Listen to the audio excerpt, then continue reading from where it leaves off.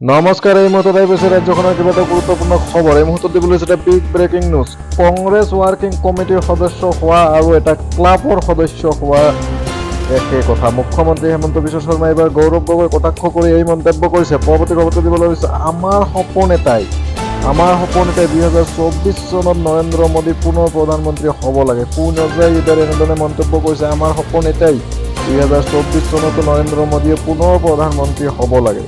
পৰৱৰ্তী খবৰটো দিবলৈ হৈছে কাইলৈ সন্ধিয়া 6 বজালৈ বিদ্যালয় খোলাৰ ৰখাৰ নিৰ্দেশ। চন্দ্ৰযান 3ৰ অৱতৰণৰ দৃশ্য দেখুৱাবলৈ এই নিৰ্দেশনা। পৰৱৰ্তী খবৰটো হৈছে ABPC ভোটাৰৰ সমীক্ষাত চাঞ্চল্যকৰ ফলাফল। ABPC ভোটাৰৰ সমীক্ষা অনুসৰি শাসকীয় কংগ্ৰেছে ছত্তীশগড়ৰ পুনৰ এবাৰ ঘূৰি অহাৰ সম্ভাৱনা। বিগত নিৰ্বাচনতকৈ বিজেপিয়ে অধিক আসন পোৱাৰ সম্ভাৱনা আছে। এইবাৰ মধ্য অঞ্চলত কংগ্ৰেছৰ লোকচান হোৱাৰ সম্ভাৱনা আছে। ছত্তীশগড়ৰ মুঠ 90খন আসনৰ ভিতৰত কংগ্ৰেছে 48খন আসন দখল কৰাৰ কথা উল্লেখ কৰিছে। পৰৱৰ্তী খবৰটি হৈছে ৰাজ্যৰ পুনৰ মাইনা নায়কৰ ঘটনাত পুনৰাবৃত্তি। তিতাবৰৰ টাইৰুন চাহ বাগিচাত অঘটন।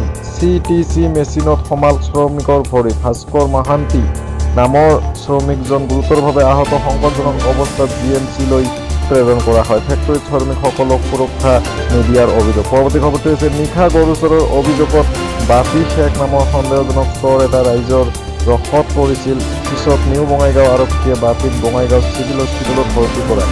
কিছু সময়ৰ পূৰ্বে চোৰটোৱে সুবিধা গ্ৰহণ কৰি পলায়ন কৰে চিকিৎসালয়ৰ পৰা। চোৰটোক বিচাৰি আৰক্ষীয়ে চলাইছে অভিযান।